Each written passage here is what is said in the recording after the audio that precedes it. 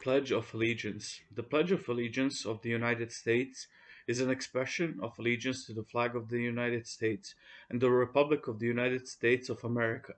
Such a pledge was first composed with a text different from the one used at present by Captain George Thatcher Balch, a Union Army officer during the Civil War and later a teacher of patriotism in New York City schools. The form of the pledge used today was largely devised by Francis Bellamy in 1892 and formally adopted by Congress as the pledge 50 years later, in 1942. The official name of the Pledge of Allegiance was adopted in 1945. The most recent alteration of its wording came on Flag Day, June 14th, in 1954, when the words "Under God" were added. Recital. Congressional sessions open with the recital of the pledge, as do many government meetings at local levels and meetings held by many private organizations.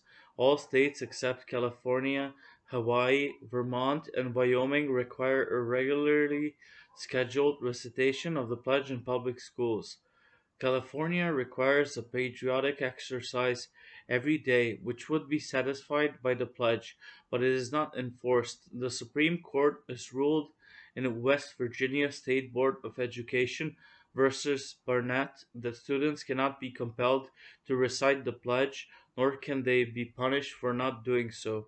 In several states, state flag pledges of allegiance are required to be recited after the pledge to the American flag. The current United States Flag Code says, "The Pledge of Allegiance to the flag. I pledge allegiance to the flag of the United States of America and to the republic for which it stands, one nation under God, indivisible, with liberty and justice for all," should be rendered by standing at attention facing the flag with the right hand over the heart. When not in uniform, men should remove any non-religious headdress with their right hand and hold it at the left shoulder, the hand being over the heart. Persons in uniform should remain silent, face the flag, and render the military salute. Members of the armed forces not in uniform and veterans may render the military salute in the manner provided for persons in uniform. Origins. Balch Pledge. An early pledge was created in 1887 by Captain George T. Balch, a veteran of the Civil War, who later became auditor of the New York Board of Education. Balch's Pledge, which was recited contemporaneously with Bellamy's until the 1923 National Flag Conference, read, "We give our heads and hearts to God and our country, one language, one flag." Botch was a proponent of teaching children, especially those of immigrants, loyalty to the United States, even going so far as to write a book on the subject and work with both the government and private organizations to distribute flags to every classroom and school.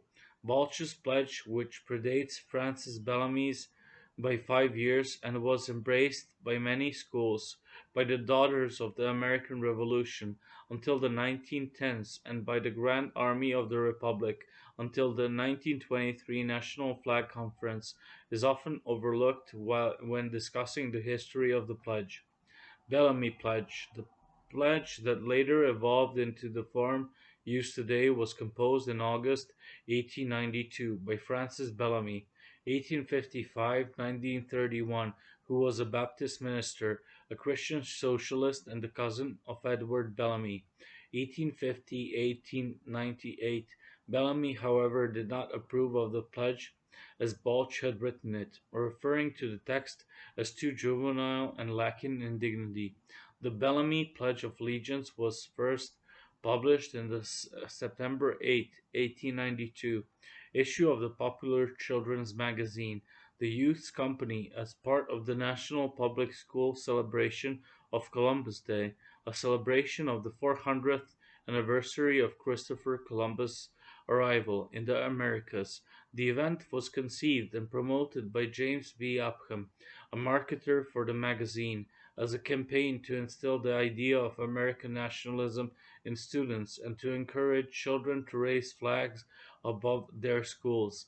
According to author Margaret S. Miller, this campaign was in line both with Upham's patriotic vision as well as with his commercial interest. According to Miller, Upham would often say to his wife, Mary, if I can instill into the minds of our American youth a love for their country and the principles on which it was founded, and create in them an ambition to carry on with the ideals which the early founders wrote into the Constitution, I shall not have lived in vain. Bellamy's original pledge read, I pledge allegiance to my flag and the republic for which it stands, one nation, indivisible, with liberty and justice for all. The pledge was supposed to be quick and to the point. Bellamy designed it to be recited in 15 seconds. As a socialite, he had initially also considered using the words equality and fraternity, but decided against it, knowing that the state superintendents of education on his committee were against equality for women and African Americans. Francis Bellamy and Upham had lined up the National Education Association to support the Youth's Companion as a sponsor of the Columbus Day observance and use in that observance of the American flag.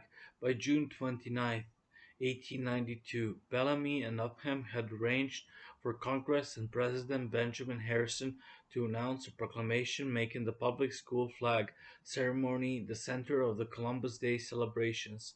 This arrangement was formalized when Harrison issued Presidential Proclamation 335.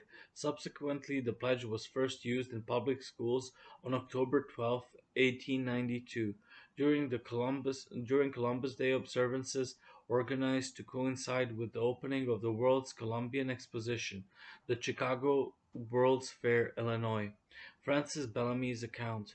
In his recollection of the creation of the pledge, Francis Bellamy said, At the beginning of the 90s, patriotism and national feeling was sick at the low ebb. The patriotic ardor of the Civil War was an old story. The time was ripe for a reawakening of simple Americanism, and the leaders in the new movement rightly felt that patriotic education should begin in the public schools.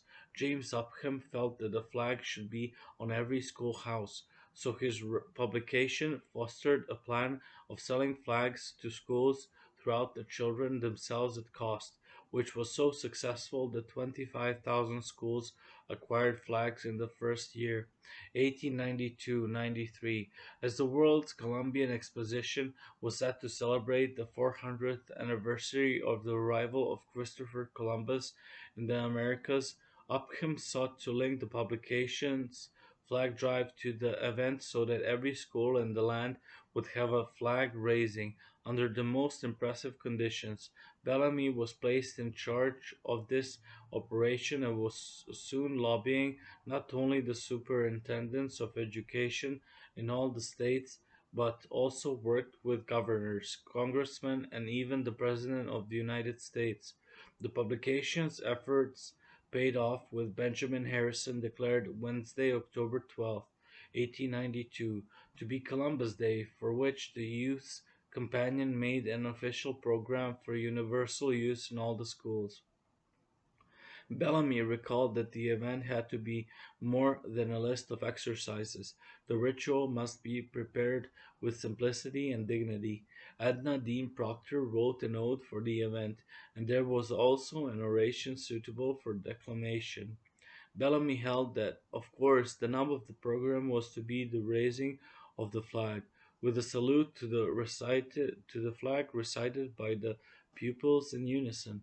He found there was not a satisfactory enough form for his salute.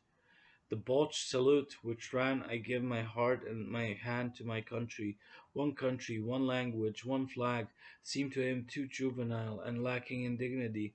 After working on the idea with Upham, Bellamy concluded, It was my thought that a vow of loyalty or allegiance to the flag should be the dominant idea. I especially stressed the word allegiance. Beginning with the new word allegiance, I first decided that pledge was a better school word than vow or swear, and that the first person singular should be used, and that my flag was preferable to the Bellamy considered the words country, nation, or republic, choosing the last as it distinguished the form of government chosen by the founding fathers and established by the Revolution. The true reason for allegiance to the flag is the republic for which it stands. Bellamy then reflected on the sayings of Revolutionary and Civil War refugees and concluded all that pictured struggle reduced itself to three words: one nation indivisible. Bellamy considered the slogan of the French Revolution Liberté, Égalité, Fraternité, liberty, equality, fraternity, but held that fraternity was too remote of realization, and that equality was a dubious word, concluding liberty and justice were surely basic, were undebatable, and were all that any one nation could handle. If they were exercised for all, they involved the spirit of equality and fraternity. After being reviewed by Upham and other members of the Youth Companion, the pledge was approved and put in the official Columbus Day program. Bellamy noted that in later years the words to my flag were changed to the flag of the United States of America because of the large number of foreign children in the schools. Bellamy disliked the change as it did injure the rhythmic balance of the original composition. Changes. In 1906, the Daughters of the American Revolution's magazine, The American Monthly, used the following wording for the Pledge of Allegiance, based on Balch's pledge. I pledge allegiance to my flag and the republic for which it stands. I pledge my head and my heart to God and my country, one language, and one flag. In subsequent publications of the Daughters of the American Revolution, such as in 1915's Proceedings of the 24th Continental Congress of the Daughters of the American Revolution and 1916's Annual National Report, the previous pledge adjusted to read I pledge my head, my hand, my heart, listed as official in 1906, is now categorized as Old Pledge with Bellamy's version under the heading New Pledge. However, the Old Pledge continued to be used by other organizations until the National Flag Conference established uniform flag procedures in 1923. In 1923, the National Flag Conference called for the words "My flag" to be changed to the flag of the United States, so that new immigrants would not confuse loyalties between their birth countries and the US. The words of America were added a year later. Congress officially recognized the pledge for the first time in the following form on June 22, 1942. I pledge allegiance to the flag of the United States of America and to the republic for which it stands, one nation, indivisible, with liberty and justice for all. Addition of Under God. Louis Albert Bauman, an attorney from Illinois, was the first to suggest the addition of Under God to the pledge. The National Society of the Daughters of the American Revolution gave him an award of merit as the originator of this idea. He spent his adult life in the Chicago area and was chaplain of the Illinois Society of the Sons of the American Revolution. At a meeting on February 12, 1948, he led the society in reciting the pledge with the two words "Under God" added. He said that the words came from Lincoln's Gettysburg Address, although not all manuscript versions of the Gettysburg Address contain the words "Under God." All the reporters' transcripts of the speech as delivered do, as perhaps Lincoln may have deviated from his prepared text and inserted the phrase when he said that the nation shall under God have a new birth of freedom.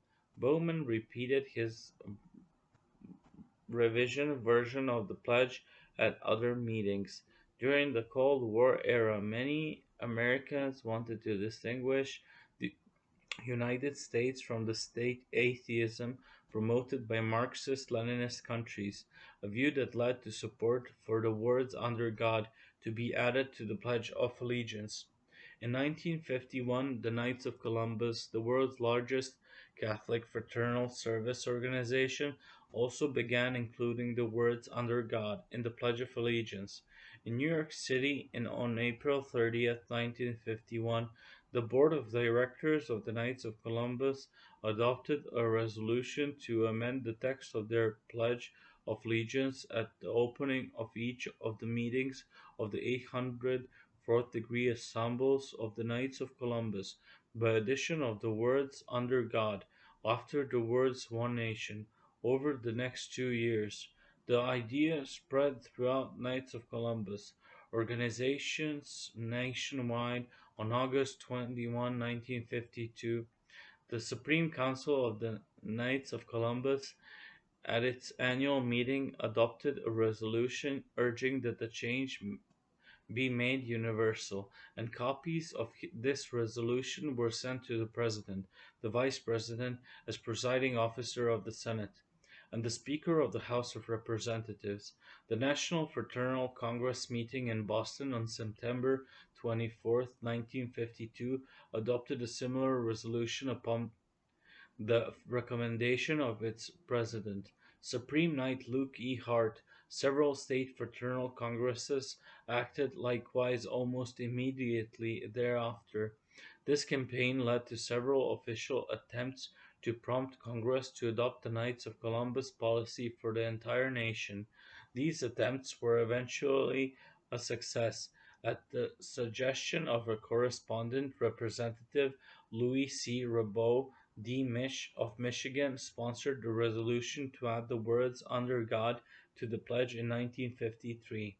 Before February 1954, no endeavor to get the pledge officially amended had succeeded. The final successful push came from George McPherson Dougherty. Some American presidents honored Lincoln's birthday by attending services at the church Lincoln attended, New York Avenue Presbyterian Church, by sitting in Lincoln's pew on the Sunday nearest February 12th. On February 7, 1954, with President Eisenhower sitting in Lincoln's pew, the church's pastor, George McPherson Dougherty, delivered the sermon based on the Gettysburg Address entitled "A New Birth of Freedom." He argued that the nations might lay not in arms, but rather in its spirit and higher purpose. He noted that the pledge's sentiments could be those of any nation. There was something missing in the pledge, and that which was missing was the characteristic and definitive factor in the American way of life. He cited Lincoln's words "under God" as defining words that set the U.S. apart from other nations. President Eisenhower had been baptized a Presbyterian very recently, just a year before. He responded enthusiastically to Dougherty in a conversation following the service. Eisenhower acted on his suggestion the next day, and on February 8, 1954, Representative Charles Oakman, our Republican Michigan, introduced a bill to that effect. Congress passed the necessary legislation, and Eisenhower signed the bill into law on Flag Day, June 14, 1954.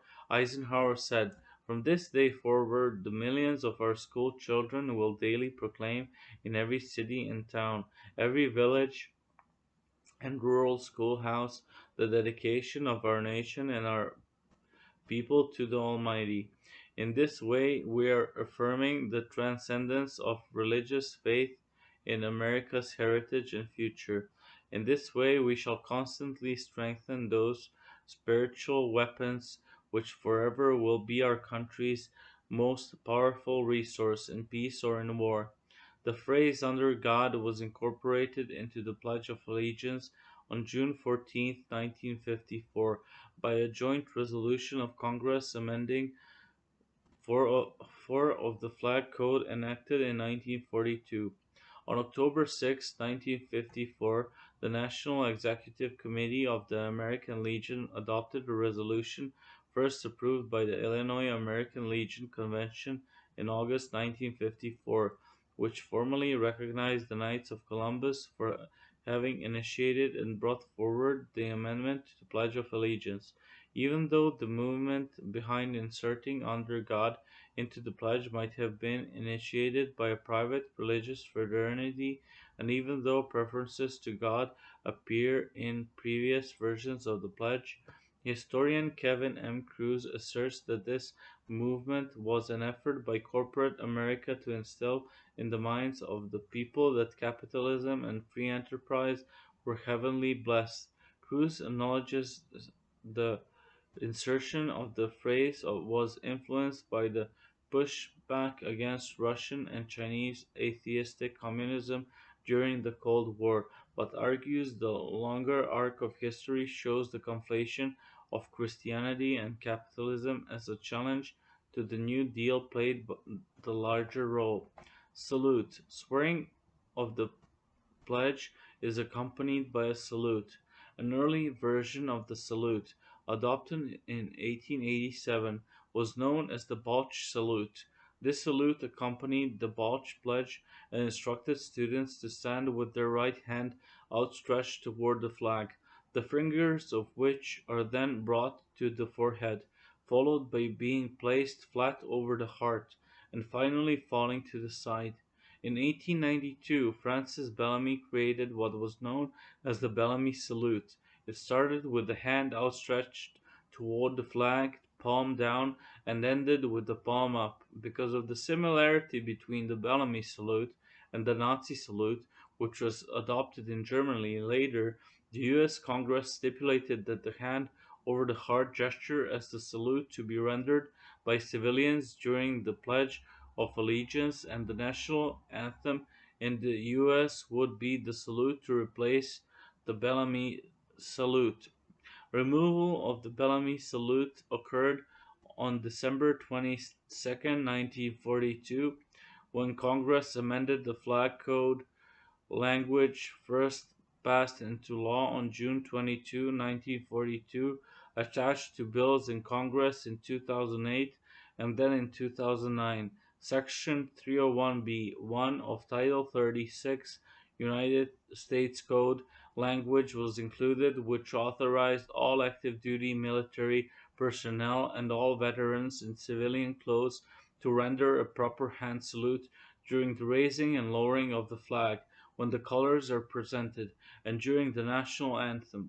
Sarah Churchwell has argued that the term salute, as it relates to the Bellamy and Balch salutes, historically referred to the words of the pledges themselves, not a physical gesture.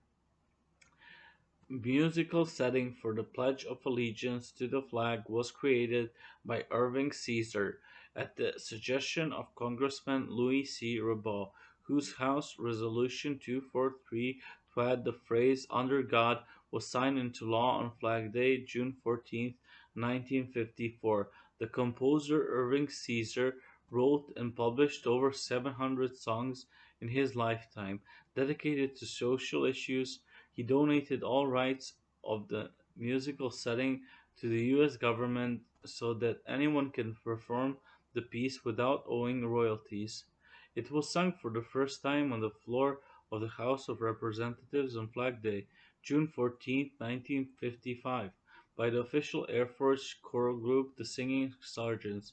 A July 29, 1955 House and Senate resolution authorized the U.S. government printing office to print and distribute the song sheet together with a history of the pledge.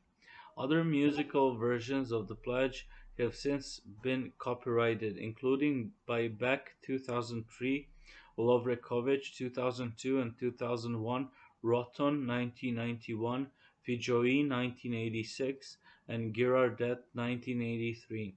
Controversy. In 1940, the Supreme Court in Minersville School District versus Gobetis ruled that students in public schools, including the respondents in that case, Jehovah's Witnesses who considered the flag salute to be idolatry, could be compelled to swear the pledge.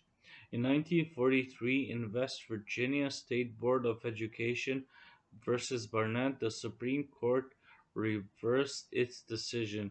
Justice Robert H. Jackson, writing for the 6 to 3 majority, went beyond simply ruling in the precise matter presented by the case to say that public school students are not required to say the pledge on narrow grounds, and asserted that such ideological dogmata are antithetical to the principles of the country, concluding with, if there is any fixed star in our constitutional constellation, it is that no official higher pretty can describe what shall be orthodox in politics, nationalism, religion, or other matters of opinion, or force citizens to confess by word or act their faith therein. If there are any circumstances which permit an exception, they do not now occur to us.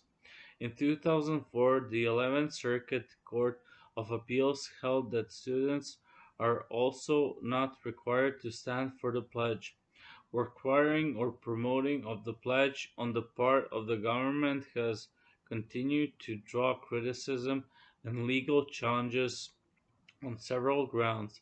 One objection is that a constitutional republic built on freedom of dissent should not require its citizens to pledge allegiance to it, and that the First Amendment to the United States Constitution protects the right to refrain from speaking or standing, which itself is also a form of speech in the context of the ritual of pledging allegiance. Another objection is that the people who are most likely to recite the pledge every day, small children in schools, cannot really give their consent or even completely understand the pledge they are making.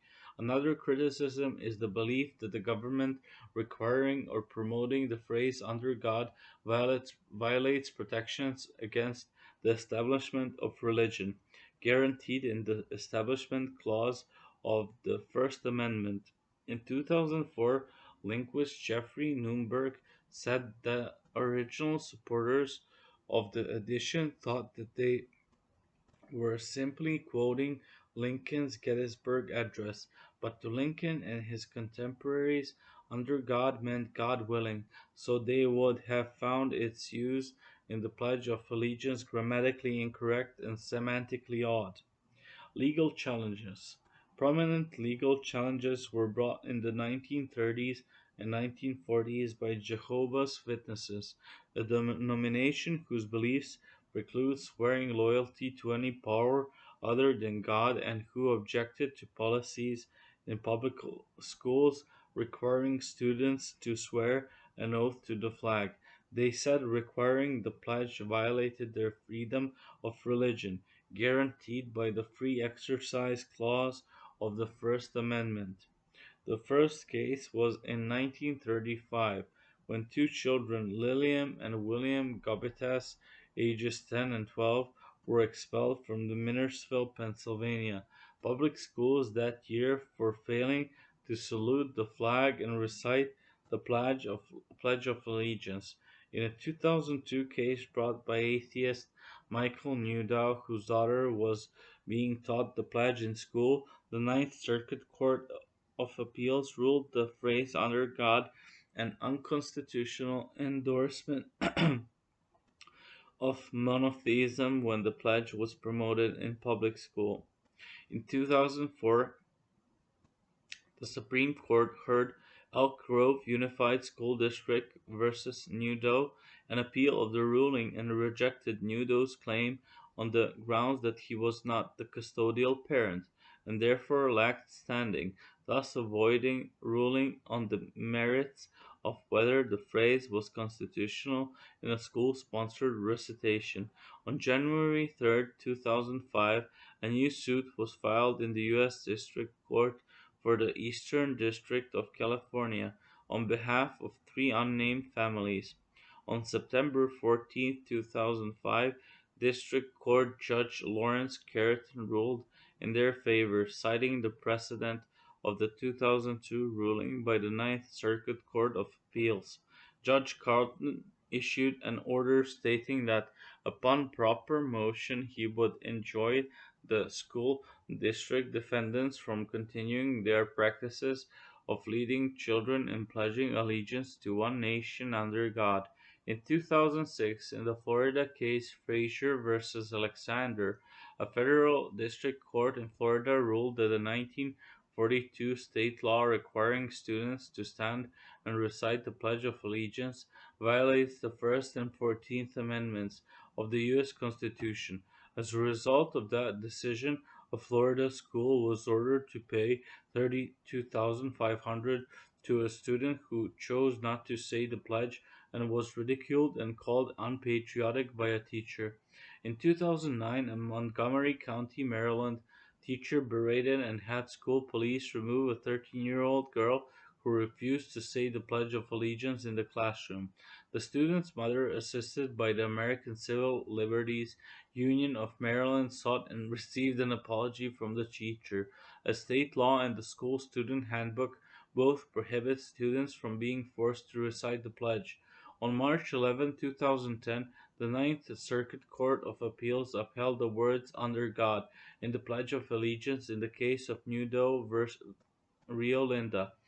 The Union School District, in a 2-1 decision, the appellate court ruled that the words were of a ceremonial and patriotic nature and did not constitute an establishment of religion. Judge Stephen Reinhardt dissented, writing that the state directed teacher-led daily recitation in public schools of the amended "Under God" version of the Pledge of Allegiance violates the Establishment Clause of the Constitution. On November 12, 2010, in a unanimous decision, the United States Court of Appeals for the First Circuit in Boston affirmed the ruling by a New Hampshire lower federal court, which found that the pledge's reference to God does not violate non-pledging students' rights if students' participation in the pledge is voluntary. United States Supreme Court appeal of this decision was denied on June 13, 2011.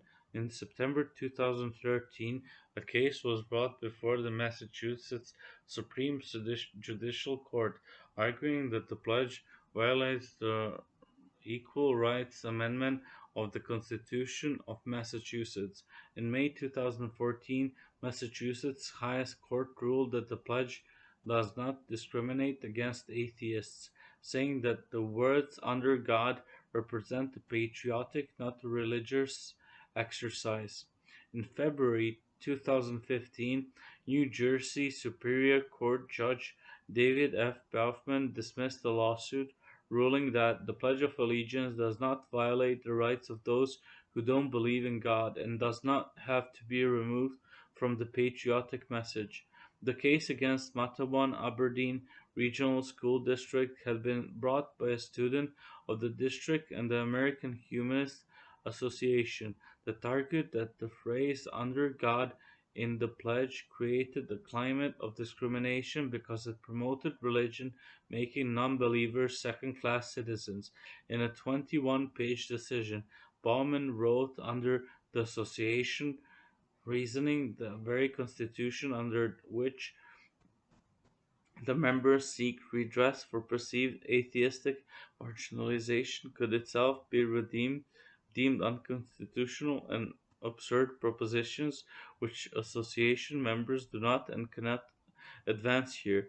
Bowman said that the student could skip the pledge, but upheld a New Jersey law that says pupils must recite the pledge unless they have conscientious scruples that do not allow it. He noted, as a matter of historical tradition, the words "under God" can no more be expunged from the national conscience than the words "in God we trust" from every coin in the land, than the words "so help me God" from every presidential oath since 1789, or than the prayer that has opened every congressional session of legislative business since 1787.